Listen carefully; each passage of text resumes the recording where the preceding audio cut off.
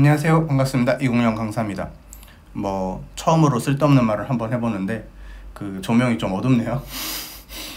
그래서 제 얼굴은 많이 보지 마시고, 그 사람이 왼쪽 파가 있고 오른쪽 파가 있다? 근데 저는 몰랐는데 이쪽이 좀 더 나은 것 같아요.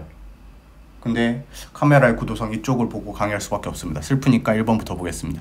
형사재판의 피고인으로 출석하는 수용자에 대해서 사복 착용을 허용하지 않는 거죠. 결국 사복 착용을 허용하는 것을 준용하지 않았다니까 무조건 죄수복 입히는 거죠. 행복추구권 침해하죠. 틀렸고요.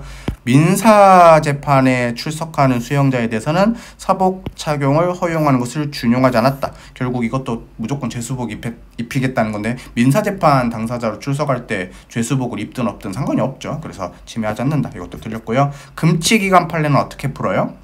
그 운동 금지는 위헌이죠. 원칙적 금지든 전면적 금지든. 집필 금지는 원칙적 금지 예외적 허용은 합헌이지만 전면적 금지는 위헌이죠. 나머지 금지죠. 합헌이다.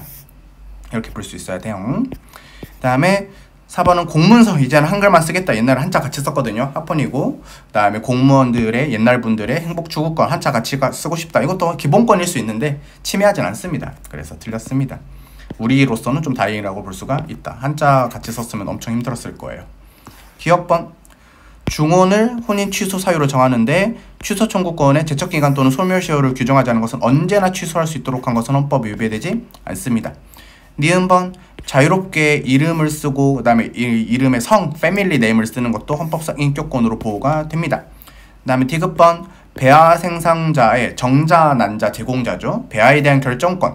왜냐면은 이게 여러분들 시험관 하기를 만드는 과정에서 한 번에 한 개만 만드는 게 아니라 4-5개를 한꺼번에 만들 수도 있어요, 시험관을. 근데 다행히도 임신이 빨리 됐을 때 자녀 배아가 있거든요. 그거를 5년간만 보존할 수 있습니다. 그러면 이걸 처리해야 되는데, 그거를 이제 부모님, 그러니까 생물학적인 정자, 난자, 제공자들의 상관없이 이제 처리를 할 수 있다는 거죠. 근데 배아에 대한 결정권이 있습니다. 근데 그 판례도 합헌이에요. 그 5년이 지나면은 배아를 폐기하도록 하는 것은 헌법에 위배되지 않습니다. 그 다음에 자기결정권이란 자기의 삶과 운명을 결정할 수 있는 권리를 말하고 헌법에 명문의 규정은 없지만 기본권은 인정이 된다.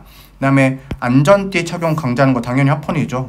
이런 거를 그쵸. 그 다음에 전자킥 모드 사건이죠. 제가 좋아하는 사건인데 요거 25km로 제한한다. 그래서 우리가 과잉금지 원칙이 위배되지 않는데, 그 자기결정권, 내가 엑셀 밟겠다는데 어쩔 거야. 그 다음에 일반적 행동 자유권 그렇죠. 사고 싶은 거 사고 싶다. 소비자의 자기결정권, 이런 것들이 제한이 되는데 침해는 아닙니다. 그래서 이제 이거 신체의 자유 제한은 아니니까 챙겨만 두세요.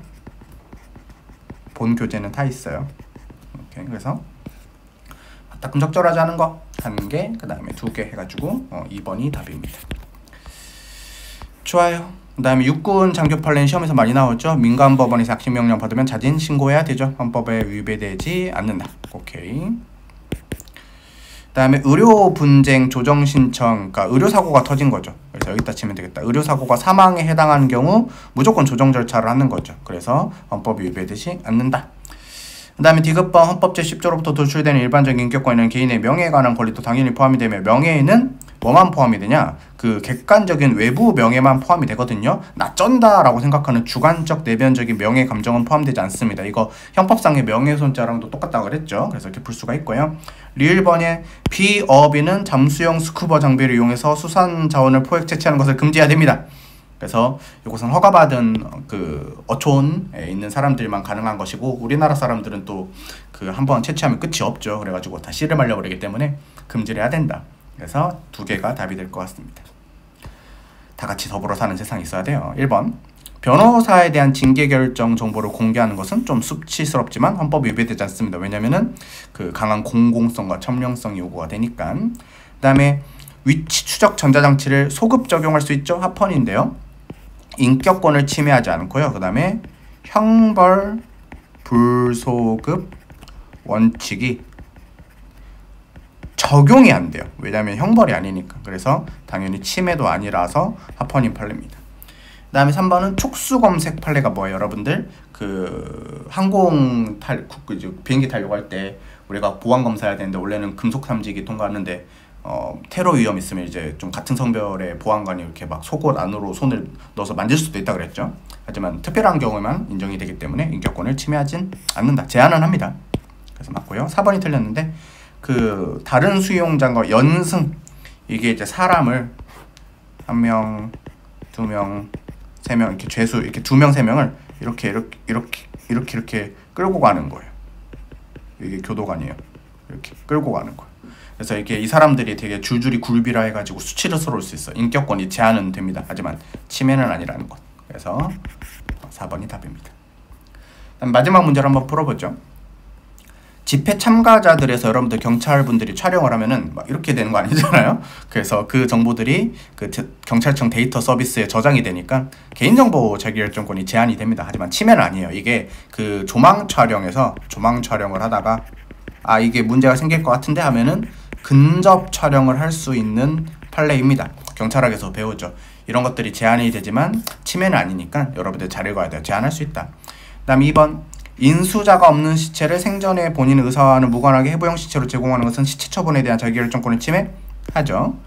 그 다음에 3번 부모가 자녀 이름을 지을 자유도 우리가 혼인과 가족생활 36조이랑 행복추구권을 보장한 헌법제 10조에 있어서 보호받는 것도 맞죠. 4번에 혼인빙자 간음죄 처벌하는 게 위헌이지만 조심해야 될 게 바로 남자의 성적 자기결정권을 제한을 하죠. 성적 자기결정권도 제한하고 헌법제 17조에 사비자, 사생활의 비밀과 자유도 제한이 됩니다. 제한이 되고 침해까지 됩니다. 그래서 틀렸다. 4번이 답이에요. 그럼 여러분도 헌법제 10조 좀 길게 찍었는데 잘 마무리되었고요. 다음부터는 평등권 문제를 한번 볼 수 있도록 하겠습니다. 고생 많으셨습니다. 고맙습니다.